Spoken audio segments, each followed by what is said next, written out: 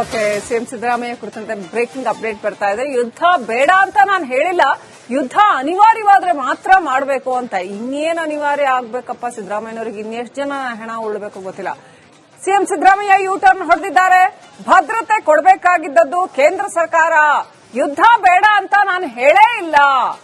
ಈ ಸಮಯದಲ್ಲಿ ಯುದ್ಧ ಅನವಶ್ಯಕ, ಯುದ್ಧ ಬೇಡ ಅಂತ ಹೇಳಿದಂತಹ ಮುಖ್ಯಮಂತ್ರಿಗಳು ಈಗ ನೀಟಾಗಿ ಯೂ ಟರ್ನ್ ಹೊಡೆದಿದ್ದಾರೆ. ಯುದ್ಧ ಬೇಡ ಅಂತ ನಾನು ಹೇಳೇ ಇಲ್ಲ, ಯುದ್ಧ ಅನಿವಾರ್ಯ ಆದ್ರೆ ಮಾತ್ರ ಮಾಡಬೇಕು, ಭದ್ರತೆ ಕೊಡಬೇಕಾಗಿದ್ದದ್ದು ಕೇಂದ್ರ ಸರ್ಕಾರ ಅನ್ನುವಂಥ ಮಾತನ್ನ ಹೇಳಿದ್ದಾರೆ. ಪಾಕಿಸ್ತಾನದ ಮಾಧ್ಯಮಗಳಲ್ಲೂ ಕೂಡ ನಿನ್ನೆ ಸಿದ್ದರಾಮಯ್ಯ ಹೇಳಿದ್ದು ಸುದ್ದಿಯಾಗಿತ್ತು. ಸೊ ಸಿದ್ದರಾಮಯ್ಯ ಅವರು ನಿನ್ನೆ ಏನ್ ಹೇಳಿದ್ರು, ಇವತ್ತೇನ್ ಹೇಳ್ತಿದ್ದಾರೆ ನೋಡೋಣ.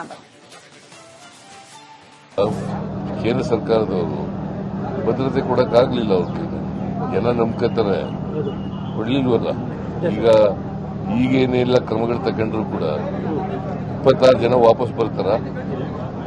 ಈಗೇನೆಲ್ಲ ಕ್ರಮಗಳು ತಗೊಂಡ್ರು ಕೂಡ 26 ಜನ ವಾಪಸ್ ಬರ್ತಾರ.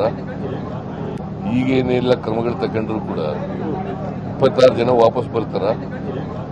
ಪಾಕಿಸ್ತಾನ ಮೇಲೆ ಯುದ್ಧದ ಅನಿವಾರ್ಯತೆ ಇದೆಯಾ? ಈಗ ಯುದ್ಧ ಮಾಡಬೇಕಾದಂತ ಅಗತ್ಯ ಇಲ್ಲ, ಬಿಗಿ ಕ್ರಮಗಳು ತಗೋಬೇಕಷ್ಟೇ. ಭದ್ರತಾ ವ್ಯವಸ್ಥೆಯನ್ನ ಬಿಗಿ ಮಾಡತಕ್ಕಂಥ ಕೆಲಸವನ್ನ ಮಾಡಬೇಕು. ನಾವು ವಿದ್ಯುತ್ ಪರ ಇಲ್ಲ, ನಾವು ಶಾಂತಿ ಇರಬೇಕು, ಜನರಿಗೆ ಭದ್ರತೆ ಇರಬೇಕು.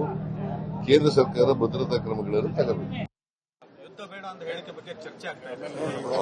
ಯುದ್ಧ ಬೇಡ ಅಂತಂದದ್ದು ಯುದ್ಧ ಅನಿವಾರ್ಯವಾದರೂ ಮಾಡಬೇಕು. ನೀನು ಅವನ್ನೆಲ್ಲ ಅವ್ರಿಗೂ ಬುದ್ಧಿ ಇಲ್ಲ. ಅನಿವಾರ್ಯ ಆದ್ರೆ ಮಾತ್ರ ಮಾಡಬೇಕು. ಯುದ್ಧದಿಂದ ಪರಿಹಾರ ಆಗೋದಿಲ್ಲ. ಯುದ್ಧ ಅನಿವಾರ್ಯ ಆದ್ರೆ ಮಾಡಬೇಕಾಗ್ತದೆ. ಗೊತ್ತಾಯ್ತಾ? ನಾನು ಯುದ್ಧ ಬೇಡಿಕೆ ಬೇಡ ಅಂತ ಹೇಳಲಿಲ್ಲ. ನಾವು ಪಾಕಿಸ್ತಾನದ ಮಾಧ್ಯಮಗಳಲ್ಲಿ ಆತರ ಬಿಂಬಿತ ತಮ್ಮನ್ನು ಕೂಡ ತಮ್ಮ ಹೇಳಿಕೆ ನಾನು ಪಾಕಿಸ್ತಾನದವ್ರ ಜೊತೆ ಯುದ್ಧನೇ ಮಾಡೋದಕ್ಕೆ ಬೇಡ ಅಂತ ಹೇಳಲಿಲ್ಲ. ಏನ್ ಹೇಳಿದೆ ಅಂತಂದ್ರೆ, ಯುದ್ಧ ಪರಿಹಾರ ಅಲ್ಲ. ಈಗ ಭದ್ರತೆ ಕೊಡಬೇಕಾಗಿತ್ತಲ್ವ ಅವ್ರಿಗೆ. ಅಲ್ಲಿಗೆ ಬೇಕಾದಷ್ಟು ಜನ ಪ್ರವಾಸಿಗರು ಹೋಗ್ತಾರೆ ಕಾಶ್ಮೀರಕ್ಕೆ. ಅಲ್ಲಿ ಭದ್ರತೆ ಕೊಡಬೇಕಾಗಿರೋದು ಯಾರ ಜವಾಬ್ದಾರಿ? ಕೇಂದ್ರ ಸರ್ಕಾರದ್ದಲ್ಲ. ಅದರ ವೈಫಲ್ಯ ಇದೆ ಅಂತ ಹೇಳಿದ್ದೀನಿ. 26 ಜನ ಸತ್ತೋಗಿದ್ದಾರೆ, 40 ಜನ ಸೈನಿಕರು ಸತ್ತಿದ್ರು ಅದೇ ಜಿಲ್ಲೆನಲ್ಲಿ.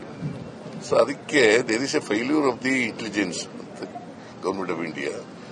ಗವರ್ಮೆಂಟ್ ಆಫ್ ಇಂಡಿಯಾದವರು ಸೆಕ್ಯೂರಿಟಿನ ಸರಿಯಾದ ರೀತಿಯಲ್ಲಿ ಕೊಟ್ಟಿರಲಿಲ್ಲ ಅಂತ ಹೇಳಿದ್ದೀನಿ. ಯುದ್ಧ ಅನಿವಾರ್ಯ ಆದರೆ ಮಾಡಬೇಕು, ಮಾಡಲೇಬಾರದು ಅಂತ ಏನಿಲ್ಲ.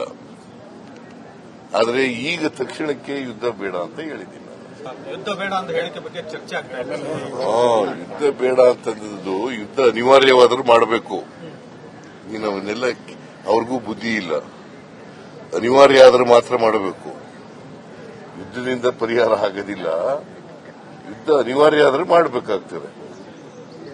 ಗೊತ್ತಾಯ್ತಾ? ನಾನು ಯುದ್ಧ ಬೇಡಿಕೆ ಬೇಡ ಅಂತ ಹೇಳಲಿಲ್ಲ. ನಾವು ಪಾಕಿಸ್ತಾನದ ಮಾಧ್ಯಮಗಳಲ್ಲಿ ಆತರ ಬಿಂಬಿತ ತಮ್ಮನ್ನು ಕೂಡ ತಮ್ಮ ಹೇಳಿಕೆ ನಾನು ಪಾಕಿಸ್ತಾನದವ್ರ ಜೊತೆ ಯುದ್ಧನೇ ಮಾಡೋದಕ್ಕೆ ಬೇಡ ಅಂತ ಹೇಳಲಿಲ್ಲ.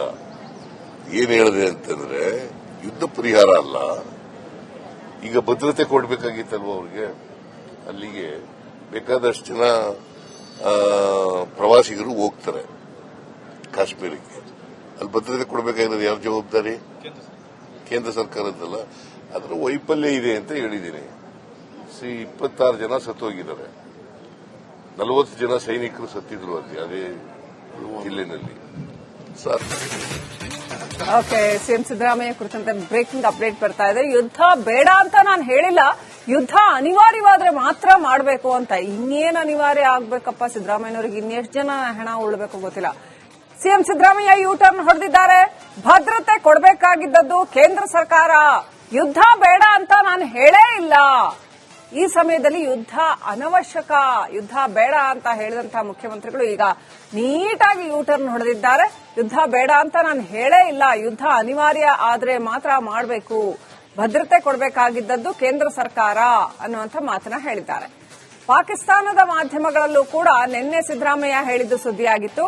ಸೊ ಸಿದ್ದರಾಮಯ್ಯ ಅವರು ನಿನ್ನೆ ಏನ್ ಹೇಳಿದ್ರು, ಇವತ್ತೇನ್ ಹೇಳ್ತಿದ್ದಾರೆ ನೋಡೋಣ. ಕೇಂದ್ರ ಸರ್ಕಾರದವರು ಭದ್ರತೆ ಕೊಡಕ್ಕಾಗ್ಲಿಲ್ಲ ಅವ್ರಿಗೆ. ಜನ ನಂಬ್ಕೋತಾರೆ, ಕೊಡ್ಲಿಲ್ವಲ್ಲ.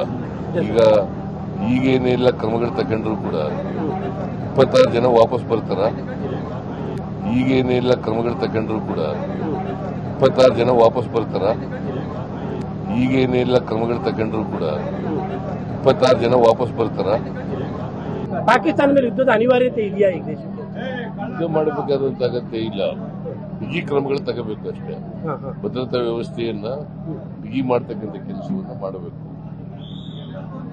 ನಾವು ಯುದ್ಧದ ಪರ ಇಲ್ಲ. ನಾವು ಶಾಂತಿ ಇರಬೇಕು, ಜನರಿಗೆ ಭದ್ರತೆ ಇರಬೇಕು.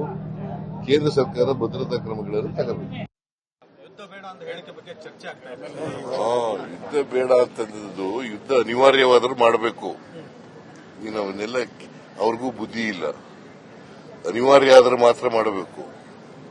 ಯುದ್ಧದಿಂದ ಪರಿಹಾರ ಆಗೋದಿಲ್ಲ. ಯುದ್ಧ ಅನಿವಾರ್ಯ ಆದ್ರೆ ಮಾಡಬೇಕಾಗ್ತದೆ. ಗೊತ್ತಾಯ್ತಾ? ನಾನು ಯುದ್ಧ ಬೇಡಿಕೆ ಬೇಡ ಅಂತ ಹೇಳಲಿಲ್ಲ. ನಾವು ಪಾಕಿಸ್ತಾನದ ಮಾಧ್ಯಮಗಳಲ್ಲಿ ಆತರ ಬಿಂಬಿತ ತಮ್ಮನ್ನು ಕೂಡ ತಮ್ಮ ಹೇಳಿಕೆ ನಾನು ಪಾಕಿಸ್ತಾನದವ್ರ ಜೊತೆ ಯುದ್ಧನೇ ಮಾಡೋದಕ್ಕೆ ಬೇಡ ಅಂತ ಹೇಳಲಿಲ್ಲ. ಏನ್ ಹೇಳಿದೆ ಅಂತಂದ್ರೆ ಯುದ್ಧ ಪರಿಹಾರ ಅಲ್ಲ.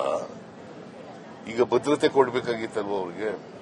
ಅಲ್ಲಿಗೆ ಬೇಕಾದಷ್ಟು ಜನ ಪ್ರವಾಸಿಗರು ಹೋಗ್ತಾರೆ ಕಾಶ್ಮೀರಕ್ಕೆ. ಅಲ್ಲಿ ಭದ್ರತೆ ಕೊಡಬೇಕಾಗಿರೋದು ಯಾರ ಜವಾಬ್ದಾರಿ? ಕೇಂದ್ರ ಸರ್ಕಾರದ್ದಲ್ಲ. ಅದರ ವೈಫಲ್ಯ ಇದೆ ಅಂತ ಹೇಳಿದ್ದೀನಿ. 26 ಜನ ಸತ್ತೋಗಿದ್ದಾರೆ. 40 ಜನ ಸೈನಿಕರು ಸತ್ತಿದ್ರು ಅಲ್ಲಿ ಅದೇ ಜಿಲ್ಲೆನಲ್ಲಿ. ಸೊ ಅದಕ್ಕೆ there is a failure of the intelligence ಅಂತ government of India. Government of ಇಂಡಿಯಾದವರು ಸೆಕ್ಯೂರಿಟಿನ ಸರಿಯಾದ ರೀತಿಯಲ್ಲಿ ಕೊಟ್ಟಿರಲಿಲ್ಲ ಅಂತ ಹೇಳಿದ್ದೀನಿ. ಯುದ್ಧ ಅನಿವಾರ್ಯ ಆದರೆ ಮಾಡಬೇಕು, ಮಾಡಲೇಬಾರದು ಅಂತ ಏನಿಲ್ಲ. ಆದರೆ ಈಗ ತಕ್ಷಣಕ್ಕೆ ಯುದ್ಧ ಬೇಡ ಅಂತ ಹೇಳಿದ್ದೀನಿ. ಯುದ್ಧ ಬೇಡ ಅಂತ ಹೇಳಿಕೆ ಬಗ್ಗೆ ಚರ್ಚೆ ಆಗ್ತಾ ಇದೆ. ಯುದ್ಧ ಬೇಡ ಅಂತಂದು ಯುದ್ಧ ಅನಿವಾರ್ಯವಾದ್ರೂ ಮಾಡಬೇಕು. ನೀನು ಅವನ್ನೆಲ್ಲ ಅವ್ರಿಗೂ ಬುದ್ಧಿ ಇಲ್ಲ. ಅನಿವಾರ್ಯ ಆದ್ರೆ ಮಾತ್ರ ಮಾಡಬೇಕು. ಯುದ್ಧದಿಂದ ಪರಿಹಾರ ಆಗೋದಿಲ್ಲ. ಯುದ್ಧ ಅನಿವಾರ್ಯ ಆದ್ರೆ ಮಾಡಬೇಕಾಗ್ತದೆ. ಗೊತ್ತಾಯ್ತಾ? ನಾನು ಯುದ್ಧ ಬೇಡಿಕೆ ಬೇಡ ಅಂತ ಹೇಳಲಿಲ್ಲ. ನಾವು ಪಾಕಿಸ್ತಾನದ ಮಾಧ್ಯಮಗಳಲ್ಲಿ ಆತರ ಬಿಂಬಿತ ತಮ್ಮನ್ನು ಕೂಡ ತಮ್ಮ ಹೇಳಿಕೆ ನಾನು ಪಾಕಿಸ್ತಾನದವ್ರ ಜೊತೆ ಯುದ್ಧನೇ ಮಾಡೋದಕ್ಕೆ ಬೇಡ ಅಂತ ಹೇಳಲಿಲ್ಲ. ಏನ್ ಹೇಳಿದೆ ಅಂತಂದ್ರೆ ಯುದ್ಧ ಪರಿಹಾರ ಅಲ್ಲ. ಈಗ ಭದ್ರತೆ ಕೊಡಬೇಕಾಗಿತ್ತಲ್ವ ಅವ್ರಿಗೆ. ಅಲ್ಲಿಗೆ ಬೇಕಾದಷ್ಟು ಜನ ಪ್ರವಾಸಿಗರು ಹೋಗ್ತಾರೆ ಕಾಶ್ಮೀರಕ್ಕೆ. ಅಲ್ಲಿ ಭದ್ರತೆ ಕೊಡಬೇಕಾಗಿರೋದು ಯಾರ ಜವಾಬ್ದಾರಿ? ಕೇಂದ್ರ ಸರ್ಕಾರದ್ದಲ್ಲ. ಅದರ ವೈಫಲ್ಯ ಇದೆ ಅಂತ ಹೇಳಿದ್ದೀನಿ. 26 ಜನ ಸತ್ತೋಗಿದ್ದಾರೆ. 40 ಜನ ಸೈನಿಕರು ಸತ್ತಿದ್ರು ಅಲ್ಲಿ ಅದೇ ಜಿಲ್ಲೆನಲ್ಲಿ. ಸೊ ಅದಕ್ಕೆ ಓಕೆ, ಸಿಎಂ ಸಿದ್ದರಾಮಯ್ಯ ಕುರಿತಂತೆ ಬ್ರೇಕಿಂಗ್ ಅಪ್ಡೇಟ್ ಬರ್ತಾ ಇದೆ. ಯುದ್ಧ ಬೇಡ ಅಂತ ನಾನು ಹೇಳಿಲ್ಲ, ಯುದ್ಧ ಅನಿವಾರ್ಯವಾದ್ರೆ ಮಾತ್ರ ಮಾಡಬೇಕು ಅಂತ. ಇನ್ನೇನು ಅನಿವಾರ್ಯ ಆಗ್ಬೇಕಪ್ಪ ಸಿದ್ದರಾಮಯ್ಯನವರಿಗೆ? ಇನ್ನೆಷ್ಟು ಜನ ಹೆಣ ಉಳ್ಬೇಕು ಗೊತ್ತಿಲ್ಲ. ಸಿಎಂ ಸಿದ್ದರಾಮಯ್ಯ ಯೂ ಟರ್ನ್ ಹೊಡೆದಿದ್ದಾರೆ. ಭದ್ರತೆ ಕೊಡಬೇಕಾಗಿದ್ದದ್ದು ಕೇಂದ್ರ ಸರ್ಕಾರ. ಯುದ್ಧ ಬೇಡ ಅಂತ ನಾನು ಹೇಳೇ ಇಲ್ಲ. ಈ ಸಮಯದಲ್ಲಿ ಯುದ್ಧ ಅನವಶ್ಯಕ, ಯುದ್ಧ ಬೇಡ ಅಂತ ಹೇಳಿದಂತಹ ಮುಖ್ಯಮಂತ್ರಿಗಳು ಈಗ ನೀಟಾಗಿ ಯೂ ಟರ್ನ್ ಹೊಡೆದಿದ್ದಾರೆ. ಯುದ್ಧ ಬೇಡ ಅಂತ ನಾನು ಹೇಳೇ ಇಲ್ಲ, ಯುದ್ಧ ಅನಿವಾರ್ಯ ಆದ್ರೆ ಮಾತ್ರ ಮಾಡಬೇಕು, ಭದ್ರತೆ ಕೊಡಬೇಕಾಗಿದ್ದದ್ದು ಕೇಂದ್ರ ಸರ್ಕಾರ ಅನ್ನುವಂಥ ಮಾತನ್ನ ಹೇಳಿದ್ದಾರೆ. ಪಾಕಿಸ್ತಾನದ ಮಾಧ್ಯಮಗಳಲ್ಲೂ ಕೂಡ ನಿನ್ನೆ ಸಿದ್ದರಾಮಯ್ಯ ಹೇಳಿದ್ದು ಸುದ್ದಿಯಾಗಿತ್ತು.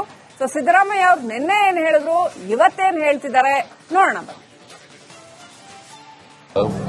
ಕೇಂದ್ರ ಸರ್ಕಾರದವರು ಭದ್ರತೆ ಕೊಡಕ್ಕಾಗ್ಲಿಲ್ಲ ಅವ್ರಿಗೆ. ಜನ ನಂಬ್ಕೋತಾರೆ, ಕೊಡ್ಲಿಲ್ವಲ್ಲ. ಈಗೇನೆಲ್ಲ ಕ್ರಮಗಳು ತಗೊಂಡ್ರು ಕೂಡ 26 ಜನ ವಾಪಸ್ ಬರ್ತಾರ. ಈಗೇನೆಲ್ಲ ಕ್ರಮಗಳು ತಗೊಂಡ್ರು ಕೂಡ 26 ಜನ ವಾಪಸ್ ಬರ್ತಾರ. ಈಗೇನೆಲ್ಲ ಕ್ರಮಗಳು ತಗೊಂಡ್ರು ಕೂಡ 26 ಜನ ವಾಪಸ್ ಬರ್ತಾರ. ಪಾಕಿಸ್ತಾನ ಮೇಲೆ ಯುದ್ಧದ ಅನಿವಾರ್ಯತೆ ಇದೆಯಾ ಈಗ ದೇಶಕ್ಕೆ? ಯುದ್ಧ ಮಾಡಬೇಕಾದಂತ ಅಗತ್ಯ ಇಲ್ಲ. ಬಿಗಿ ಕ್ರಮಗಳು ತಗೋಬೇಕು ಅಷ್ಟೇ. ಭದ್ರತಾ ವ್ಯವಸ್ಥೆಯನ್ನ ಬಿಗಿ ಮಾಡತಕ್ಕಂಥ ಕೆಲಸವನ್ನ ಮಾಡಬೇಕು. ನಾವು ಯುದ್ಧದ ಪರ ಇಲ್ಲ. ನಾವು ಶಾಂತಿ ಇರಬೇಕು, ಜನರಿಗೆ ಭದ್ರತೆ ಇರಬೇಕು. ಕೇಂದ್ರ ಸರ್ಕಾರ ಭದ್ರತಾ ಕ್ರಮಗಳನ್ನು ತಗೋಬೇಕು. ಯುದ್ಧ ಬೇಡ ಅಂತ ಹೇಳಿಕೆ ಬಗ್ಗೆ ಚರ್ಚೆ ಆಗ್ತಾ ಇದೆ. ಯುದ್ಧ ಬೇಡ ಅಂತಂದಿದ್ದು ಯುದ್ಧ ಅನಿವಾರ್ಯವಾದರೂ ಮಾಡಬೇಕು. ನೀನು ಅವನ್ನೆಲ್ಲ ಅವ್ರಿಗೂ ಬುದ್ಧಿ ಇಲ್ಲ. ಅನಿವಾರ್ಯ ಆದ್ರೆ ಮಾತ್ರ ಮಾಡಬೇಕು. ಯುದ್ಧದಿಂದ ಪರಿಹಾರ ಆಗೋದಿಲ್ಲ. ಯುದ್ಧ ಅನಿವಾರ್ಯ ಆದ್ರೆ ಮಾಡಬೇಕಾಗ್ತದೆ. ಗೊತ್ತಾಯ್ತಾ? ನಾನು ಯುದ್ಧ ಬೇಡಿಕೆ ಬೇಡ ಅಂತ ಹೇಳಲಿಲ್ಲ.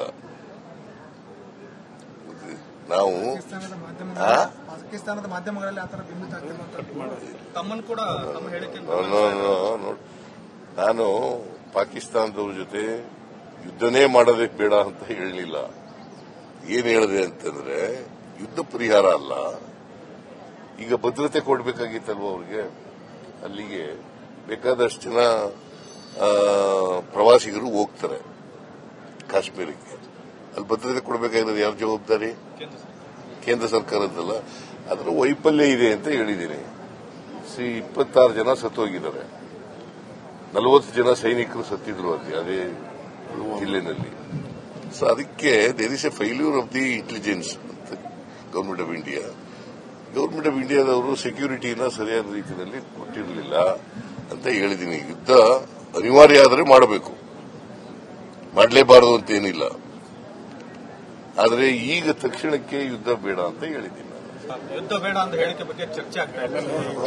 ಯುದ್ಧ ಬೇಡ ಅಂತಂದಿದ್ದು ಯುದ್ಧ ಅನಿವಾರ್ಯವಾದರೂ ಮಾಡಬೇಕು. ನೀನು ಅವನ್ನೆಲ್ಲ ಅವ್ರಿಗೂ ಬುದ್ಧಿ ಇಲ್ಲ. ಅನಿವಾರ್ಯ ಆದ್ರೆ ಮಾತ್ರ ಮಾಡಬೇಕು. ಯುದ್ಧದಿಂದ ಪರಿಹಾರ ಆಗೋದಿಲ್ಲ. ಯುದ್ಧ ಅನಿವಾರ್ಯ ಆದ್ರೆ ಮಾಡಬೇಕಾಗ್ತದೆ. ಗೊತ್ತಾಯ್ತಾ? ನಾನು ಯುದ್ಧ ಬೇಡಿಕೆ ಬೇಡ ಅಂತ ಹೇಳಲಿಲ್ಲ.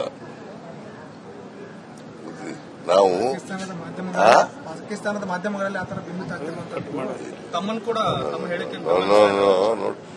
ನಾನು ಪಾಕಿಸ್ತಾನದವ್ರ ಜೊತೆ ಯುದ್ಧನೇ ಮಾಡೋದಕ್ಕೆ ಬೇಡ ಅಂತ ಹೇಳಲಿಲ್ಲ. ಏನ್ ಹೇಳಿದೆ ಅಂತಂದ್ರೆ ಯುದ್ಧ ಪರಿಹಾರ ಅಲ್ಲ. ಈಗ ಭದ್ರತೆ ಕೊಡಬೇಕಾಗಿತ್ತಲ್ವ ಅವ್ರಿಗೆ. ಅಲ್ಲಿಗೆ ಬೇಕಾದಷ್ಟು ಜನ ಪ್ರವಾಸಿಗರು ಹೋಗ್ತಾರೆ ಕಾಶ್ಮೀರಕ್ಕೆ. ಅಲ್ಲಿ ಭದ್ರತೆ ಕೊಡಬೇಕಾಗಿರೋದು ಯಾರ ಜವಾಬ್ದಾರಿ? ಕೇಂದ್ರ ಸರ್ಕಾರದ್ದಲ್ಲ. ಅದರ ವೈಫಲ್ಯ ಇದೆ ಅಂತ ಹೇಳಿದ್ದೀನಿ. 26 ಜನ ಸತ್ತೋಗಿದ್ದಾರೆ. 40 ಜನ ಸೈನಿಕರು ಸತ್ತಿದ್ರು ಅದೇ ಜಿಲ್ಲೆನಲ್ಲಿ. ಸೊ ಅದಕ್ಕೆ